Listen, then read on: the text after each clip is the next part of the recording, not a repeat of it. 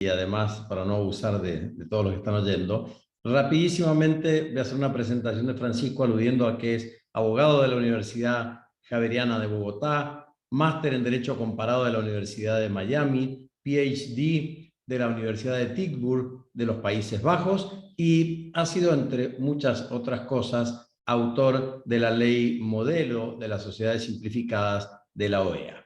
Francisco, para entrar directamente a un par de preguntas que nos gustaría hacerte y sobre todo teniendo en cuenta lo que nos comentaras hace poco en el podcast que te hiciéramos con Alejandro Ramírez de Affectio Societatis, dos temas me parecen interesantes que trates. Uno, al que hiciste referencia relativo a la responsabilidad de los administradores, los cambios que necesariamente deben producirse en el tratamiento de la responsabilidad de los administradores. Bueno, muy buenas tardes a todos. Realmente un placer saludarlos. Me alegra muchísimo estar con un grupo de amigos tan cercanos, todos ustedes. Sebastián, Fernando, Alejandro, José Miguel, Paul, Esteban, todos los que están presentes en la sesión de hoy, Lisandro. Me da mucho gusto realmente acompañarlos. Y claro, yo quisiera tal vez enfatizar un poco en las ideas que ya el doctor Mendoza presentó, a quien desde luego le agradezco mucho por su oración, y desde luego quisiera mencionar específicamente que el tema de la responsabilidad de administradores es de la mayor relevancia, sobre todo porque en América Latina, y esto es una herencia propia del derecho continental europeo, nos hemos dedicado a perseguir a los administradores con toda suerte de avisos penales, sometiéndolos a unos rigores en el deber de conducta, en el deber de lealtad, en el deber de cuidado, que exceden muy de lejos lo que ocurre en países que han ido avanzando sobre estas materias. Y diría yo que lo que interesa hoy realmente es evitar la deslealtad del administrador, evitar que incurra en conflictos de interés, que actúe de manera deshonesta, que incumpla normas sobre la fidelidad que debe tener con la sociedad, pero no es tan importante lo que tiene que ver con el deber de diligencia. Y de hecho los sistemas más avanzados han venido avanzando hacia estructuras en las cuales se puede, y de hecho es muy frecuente, en los estatutos sociales, renunciar por parte de los socios a perseguir a los administradores, a demandarlos por simples violaciones del deber de cuidado. Es decir, que un administrador podría incluso actuar de manera negligente y ello no lo expondría a responsabilidades. Y yo creo que esta orientación progresista, por supuesto, apunta a la idea de que una sociedad y un administrador de una sociedad en particular está realmente nombrado para asumir riesgos razonados en nombre de la compañía y de esa manera no puede sometérsele a un escrutinio permanente de sus conductas a partir de pautas civilistas, como por ejemplo las culpas en que haya podido incurrir, cuando realmente es imposible para un administrador garantizarles a los accionistas que las determinaciones que adopte van a ser exitosas. Yo creo que las ideas más alocadas, las más extravagantes, las más estrambóticas, estrafalarias, son las que terminan siendo profundamente exitosas y creando enormes niveles de riqueza. Y se pone uno a pensar solamente en las grandes compañías de Internet, se pone uno a pensar en las redes sociales, en Twitter, en Facebook, en LinkedIn, en Instagram. Y hace 15 años, un administrador que hubiera tomado una decisión de esa naturaleza, seguramente bajo las pautas del derecho latinoamericano, estaría hoy cerca de la cárcel, porque a nadie se le ocurría en su sano juicio que una red social podía ser un negocio, podía tener algún efecto benéfico económicamente. Cuando se hizo la oferta pública inicial de Facebook, hace unos años la capitalización bursátil de la compañía alcanzó los 100 mil millones de dólares.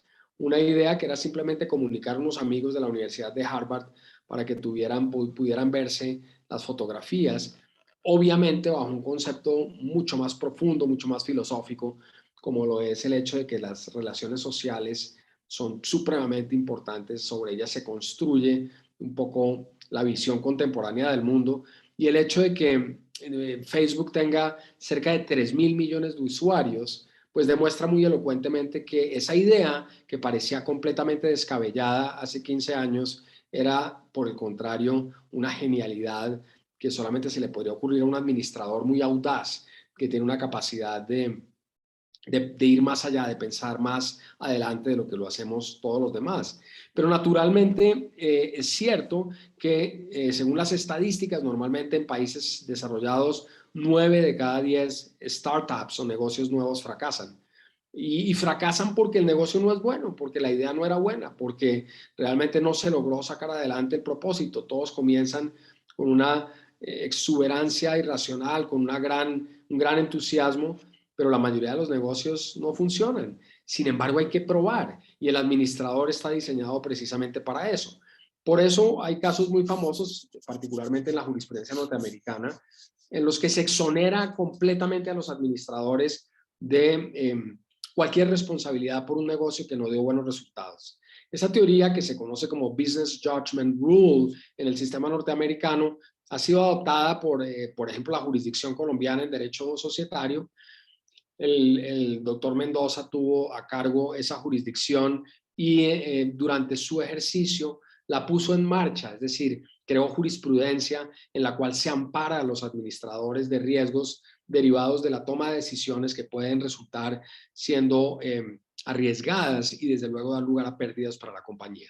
Entonces yo creo que tenemos que avanzar en ese y en muchísimos sentidos adicionales. Tal vez Fernando y demás colegas, estamos acá celebrando pues el gran éxito de la SAS y la gran innovación, pero realmente esa es una figura que yo ya veo acusando casi obsolescencia. Fue creada hace más de 15 años, o por lo menos ideada hace más de 15 años, y merece una gran cantidad de ajustes, una gran cantidad de actualizaciones que permitan ponerla a tono con las realidades contemporáneas, que van mucho más allá de la simplificación para la constitución de la compañía o de la libertad contractual o de asuntos que ya, repito, en el derecho contemporáneo de sociedades están absolutamente decantados, y por eso qué bueno sería que se pudiera mantener un esfuerzo de reformas permanentes. Un escenario como este, un foro especializado como este, es muy importante, pero yo diría que más allá de congraciarse uno y alabar esos logros, que son muy importantes, por supuesto, lo que más útil resulta es mirar hacia adelante, porque para nosotros, y menciono al doctor Mendoza, que trabajó conmigo en esto, fue sorprendente que después de muchos años de lucha, de haber logrado aclimatar la idea de la SAS en Colombia entró dentro de lo que podríamos llamar el mainstream del derecho privado colombiano, y hoy no se ve como una cosa extravagante o estrafalaria. Pero cuando hicimos unas propuestas sencillísimas en el año 2015, unas propuestas elementales de actualización de la legislación societaria para incluir pautas como estas de las que estamos hablando, Fernando, nuevamente la doctrina más tradicional reaccionó agresivamente para bloquear todas las innovaciones que se podían introducir.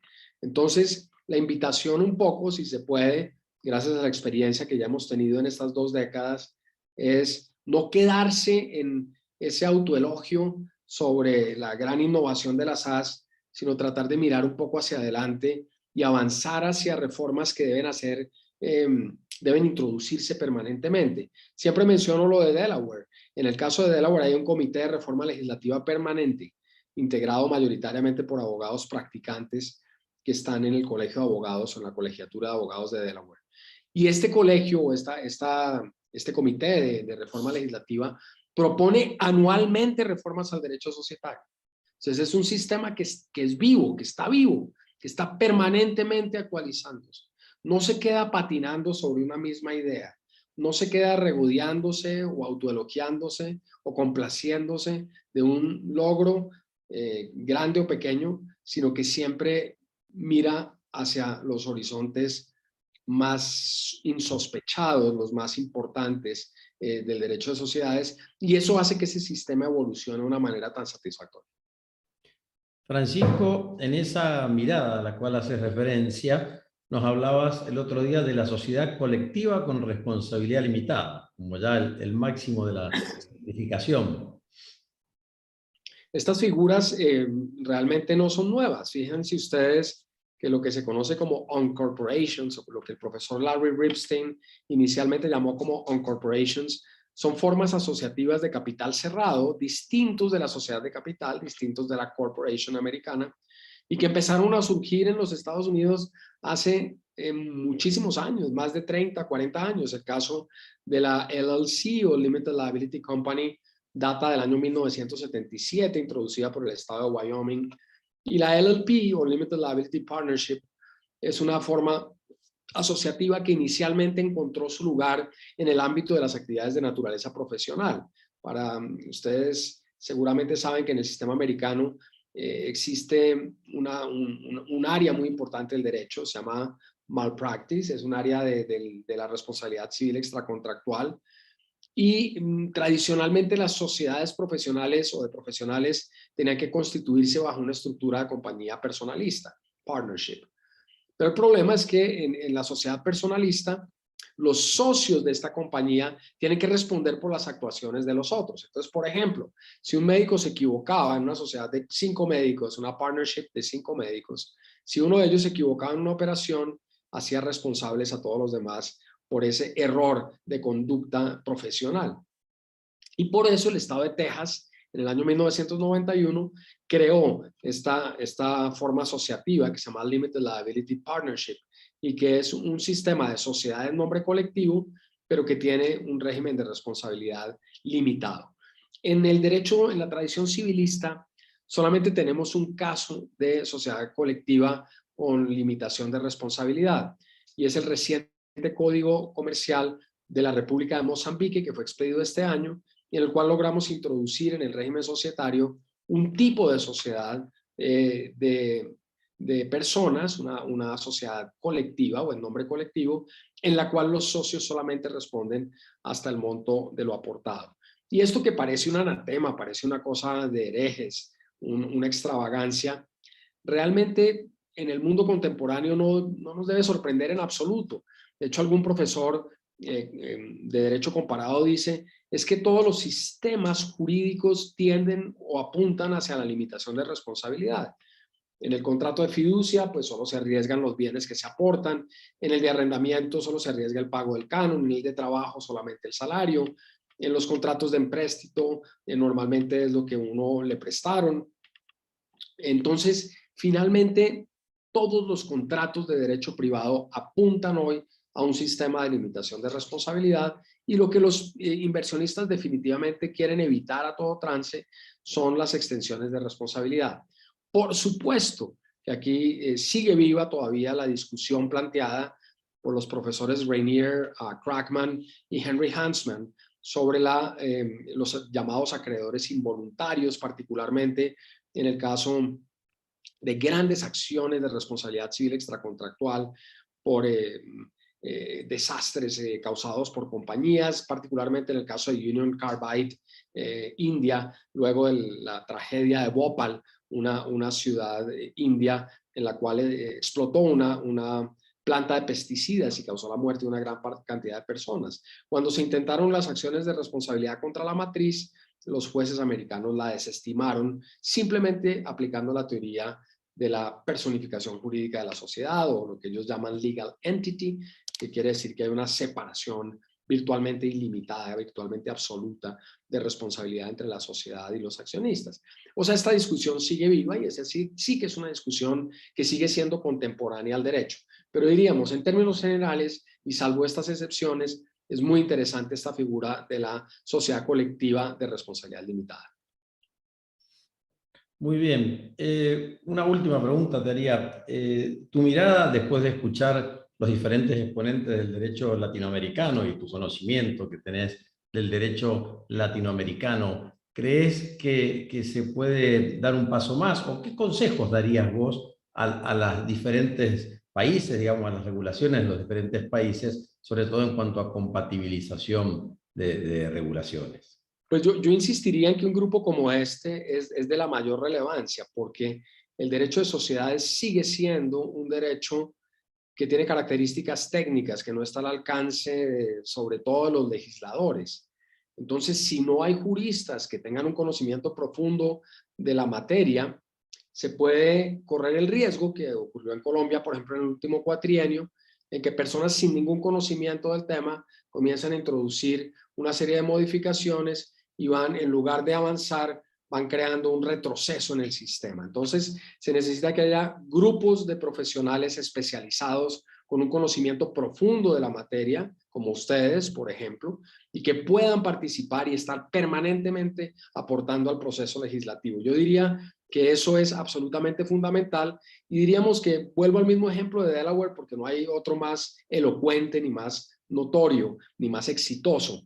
Y yo creo que lo importante, insisto, es evitar a todo trance que se hagan reformas reaccionarias, reformas que produzcan errores. El doctor Mendoza, por ejemplo, mencionó la importancia de las sociedades inactivas. Pues acá en Colombia en los últimos 4 años se creó una regla que prohíbe las sociedades inactivas y las manda a la liquidación, lo cual es totalmente contraevidente y demuestra pues el inmenso desconocimiento de las personas que preparan esta clase de proyectos sin tener absolutamente ninguna noción sobre lo que está ocurriendo en el mundo, porque evidentemente en el derecho de sociedades, como ocurre en otras disciplinas del derecho privado, casi todo viene de otros países, es decir, no hay casi nada nuevo bajo el sol y realmente hay que tomar préstamos, pero esos préstamos deben hacerse de una manera deliberada y consciente y con procesos de adaptación, lo que el profesor Alan Watson llama trasplantes jurídicos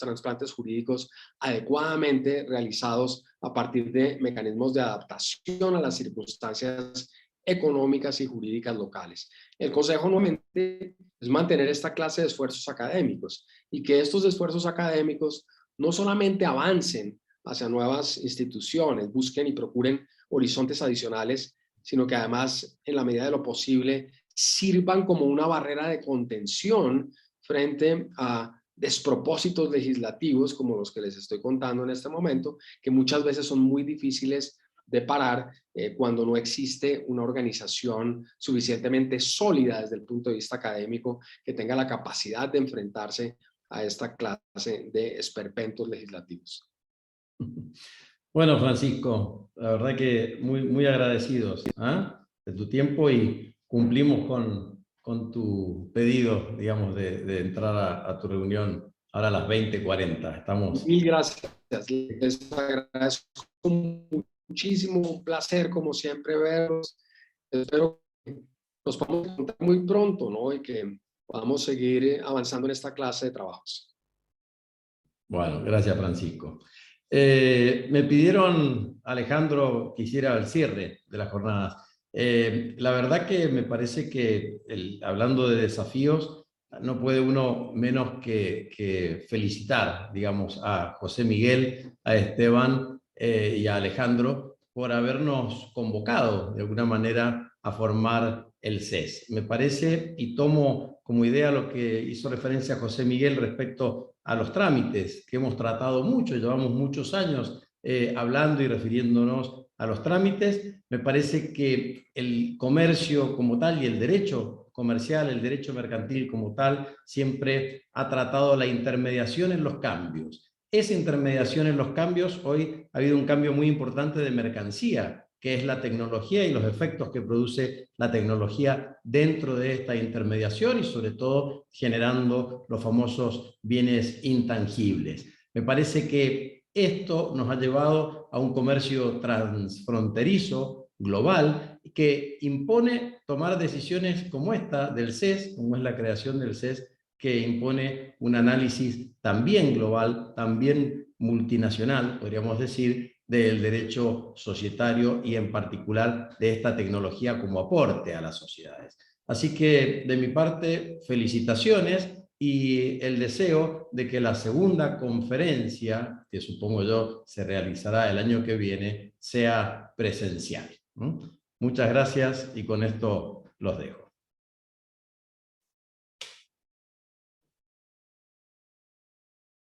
Hasta luego.